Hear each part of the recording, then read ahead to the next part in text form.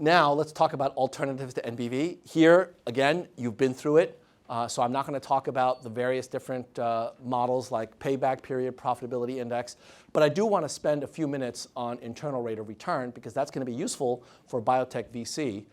Before I do that, let me just tell you a little bit about what people actually do today. So the bottom line that you learn in introductory finance is always use NPV. That's a bit simplistic in my view. NPV will give you a pretty good and internally consistent answer for what is a project worth. But that's not the only thing you need to worry about because there's risk involved, and probably the most significant risk that you have to deal with is not market risk, it's not operational risk, it's career risk. You have to worry about making bad decisions, and that means there are a variety of other factors and features in a project that you need to take into account. So we're going to have to spend a little bit of time talking about this next time when we actually begin bringing uncertainty into the process. Right now, we're not going to talk about that. And that's one of the reasons why NPV is assumed to be the right answer. Under a world of no risk, if you know for sure what your cash flows are going to be, there is absolutely no reason for you to be using any method other than NPV. But we're going to come back to reasons why you might want to use the other methods. And if you look at what's going on in the industry, a recent survey by Graham and Harvey actually went to the trouble of surveying a bunch of CEOs and CFOs and asking them what methods they use for their capital budgeting. And you can see that by far the two most popular methods are NPV and IRR. So that's why I'm going to go over those two very quickly. We already went through NPV, and I'll talk a bit about IRR.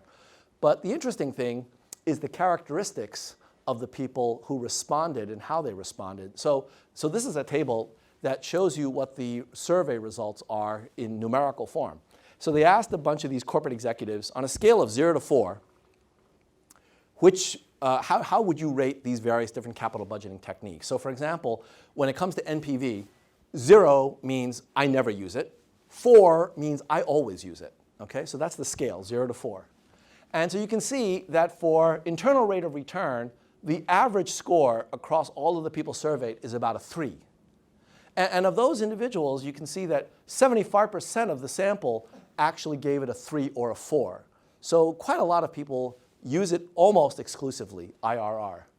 NPV is the second one at 74.93%. It's got a score slightly lower of 3.08.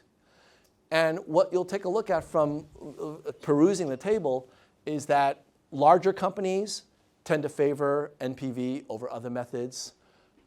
Companies with MBAs tend to favor NPV. And companies with younger decision makers tend to favor NPV, as well as IRR, both of them. But there are lots of other methods that are used for capital budgeting, sensitivity analysis, hurdle rate, and so on. The other thing that I want to tell you about is what's at the bottom of this chart, which I find really interesting. At the bottom of the chart is real options, as well as value at risk or other simulation analysis. And what you find is that the mean of real options is 1.47. That means that very few CFOs and CEOs will use real option analysis, and even fewer will do any kind of simulation.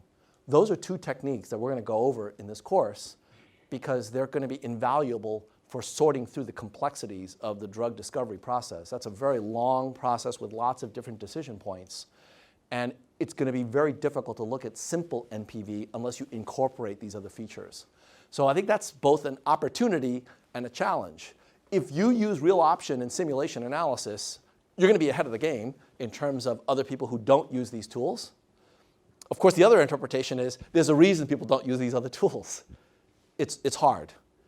And so we're going to go through a number of examples in probably 2 weeks where you'll see how these tools can become incredibly useful and why they give you some very different answers than the traditional methods.